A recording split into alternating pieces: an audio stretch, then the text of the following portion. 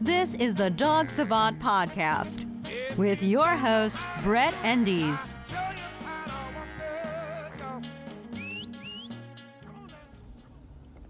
Hello and welcome to the Dog Savant Podcast.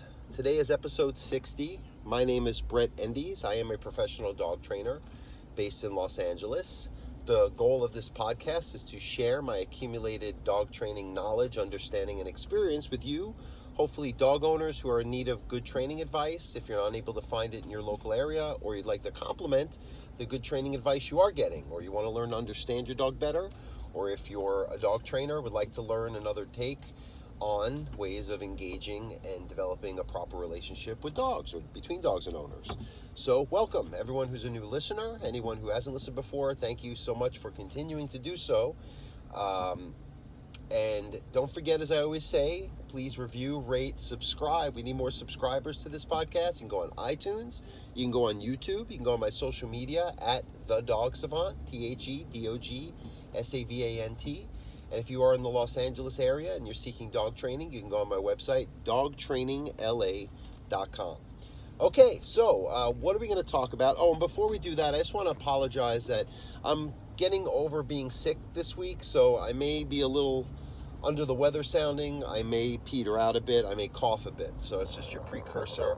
As you know, this isn't the most professionally produced podcast. We tried that, but it was just costing a lot of money to put out the content I needed to, and I'm not here to win any kind of awards. I just want to share the info, and if you can hear me, the info is getting shared, so I'll do it in the car when I have time in between clients, or if I'm sick, I'm still going to try to put something out there so we have regular content for you to enjoy and utilize. How was that? All right, so what are we going to talk about today? So anyone in the dog industry knows that the past week there's been a bit of a pile-on.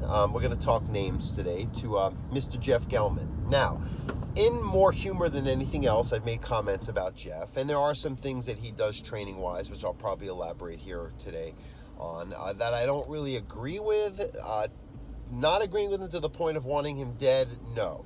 And that's what I'm going to talk about as well, because it's really disappointing how even now with balance trainers, this isn't just the purely positive school, are piling on this guy. And yes, you can disagree with him, you can tell him off, you can tell him he's an asshole. I've heard things about his personality, that he may not be the most scrupulous character. I can pick up on that too, but again, you say it to his face and tell him you have a problem with it, but to threaten his family, to say you're going to shoot him when he shows up for some kind of workshop up in Alaska, I think it's a little much. And look, his partner, Sean, the guy who's referenced, Sean O'Shea, the guy I talk about with the hat, I'm in the same market as him here in Los Angeles, and I do a lot of retrain cases that he's previously worked with, and I'm not impressed with his work. And even myself are pointing it out, and maybe I stepped out of line because I should mind my business and just take the client and help them and do what I do.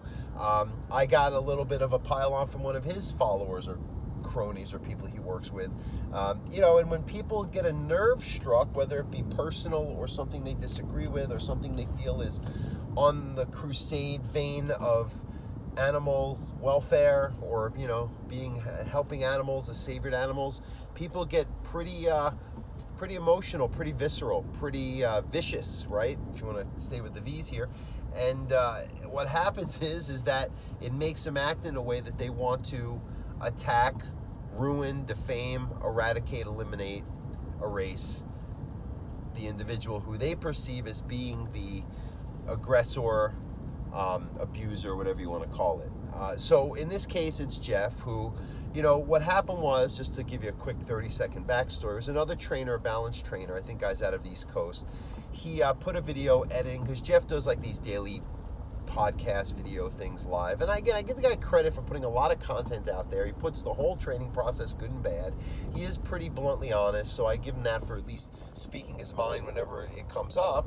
But they conveniently edited it where they took these keywords he said or advice that he gave that was more or less everything that they cut was him talking about matter-of-factly choking a dog out, hanging it, whacking it with a bonker, which all these techniques I don't really agree with. I mean, if a dog was attacking me or I had to break up a dog fight, you do what you got to do. But for him, I think he was in context talking about those scenarios, but the person who edited it made it sound like, well, that's just what he does for every case. And that I know isn't it, because I've examined what Jeff does and I've learned from him, and I've had clients use some of the techniques to help with the work that we're doing together. I'd rather take the advice he gives over most of these purely positive people, and he's an experienced trainer, so I think he does have more understanding of the human-dog relationship and what techniques or tools or approaches work to help rehabilitate dogs. But some of them, I feel there's a more skillful way of going about it, and that's why I think instead of just taking a step back and saying, hey, anyone who's really abusing dogs should be in jail, but if you're doing techniques that are a little questionable, but the dogs are physically and most of the times mentally okay when it's all said and done, I still think the energy should be put towards your own clients, trying to find more dogs to help, or going after real dog abusers who are doing completely horrific things to them, which is not even under training guides, it's just straight up abuse. That happens too, and no one's making videos or podcasts while they're doing it. That's the difference. Although there was a video of that guy with the bat and some other trainers who I think there were some cameras on him. They didn't realize, or they didn't perceive it as being as bad as it really was. So that's the exception. But for the most part, real dog abusers are not trying to train a dog. They're just not understanding what they're doing, and there is sometimes more skillful ways of going about it.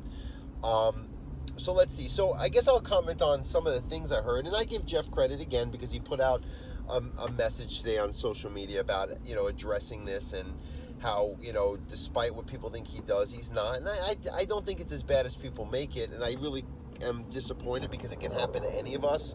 It was a total fucking dog pile for this guy. I mean, people are just like, yeah, get him. I've been wanting to say it for years, right?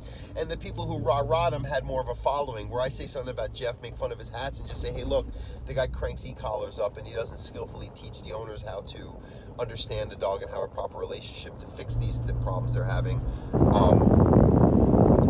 No one gives a shit because I'm not a social media guy. That's just how it goes. I had my show and now I just share it, and whoever listens. If not, I really don't give a fuck. I've got real world clients and a life and a family I have to focus more on. But I still want to say what I say because it is my obligation as a fellow professional, and anyone who does listen, even if it's one or two of you, so be it. All right, so that's that. It's really just my disappointment. That's my take on Jeff. Let me see. Sean, I'll elaborate a little bit more. Same idea. I think a lot of the workshops they do are more sizzle, not a lot of steak. I know people that have attended. I also know a lot of this is about aligning yourself with people who have ins in the dog industry versus the people who are actually giving the right information. There's been a little bit of controversy even with IACP, which is the International Association of Canine Professionals, and there's been some issues with them making Jeff and other people they think are using harsh tactics allow them to be members and speak at their conferences and whatnot. I myself haven't been a member of them for almost 10 years because of how Martin Deely, the president, who I think is lining his pockets more than anything with this organization, was such crickets as far as his response to me. And I had to interact with him, I had some conversations where he knew who I was. And, when I was getting slammed by Purely Positive, he didn't even have as much as some advice to give or a sounding board. It was like, too bad, so sad. You're on your own, buddy. And that's where I was like, well, fuck you. If you can't even, I'm not saying you're going to come to my defense, but to give a little bit of advice or, some words of encouragement, because I'm running a business at the very least, and I'm trying to help the dog, and you're supposed to be on our side. That's why I said I see where these people really are at. Okay, so that's my take on the AACP. Let's see if we can keep moving along here. Yeah, I think I said my piece. Me, I'm more stream of consciousness. I'm in the car trying to weave through traffic here on the Sepulveda Pass, and it's a little hard to focus, so I'm doing the best. Anyway, I hope it makes sense to you guys. Let's see. Let's get one question in here before we go. I did save one of those for you.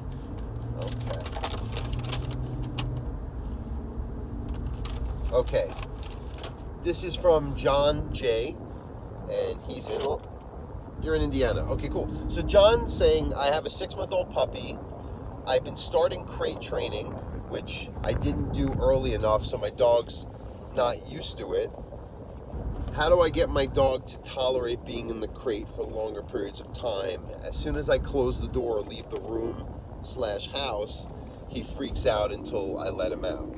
Okay, so sometimes, it is just a matter of acclimating a dog to the crate, letting time take its course. I always recommend a solid, secure crate. In most cases, it's a enclosed type of crate, not a wire open one, so the dog can feel more of that denning sensory deprived kind of state instead of that open air. Even the rattling and the movement of the wire crates tends to create more of that potential anxiety and willingness to escape. So you want to get a good secure crate. You want to start just conditioning your dog into it in short periods of time. Feed him in the crate, have him sleep in it, have him hang out in it when you're home, at first with the door open, but then you have to start the commitment of closing it. And then just getting your dog, as a puppy, you want to build up to about 2 to 4 hours of time to accept being in the crate. Good exercise, good walk before would help. But the real thing that I find makes dogs unable to accept the crate is introducing it later in life, which takes more steps to get them comfortable with it. And then some dogs that when they're out of the crate, I always talk about with the separation issues and place training, they're just too all over the map. They're feeling too independent. They move when you make a move. They're always moving and assessing and getting their needs met through their anxieties and always on the case and not learning how to chill, how to fall back, which is what place training does. And then when you ask them to be in a crate, they're like, I can't make a move now independently. What the heck is this? I'm going to freak out because that's not how I get my needs met. So if a dog learns to, again, fall back, be calm, wait for you to give them direction to get their needs met throughout their day when they're out of the crate through place training, which is like a kind of version of what crate training, teaches them, then it can complement the actual crate training you're doing.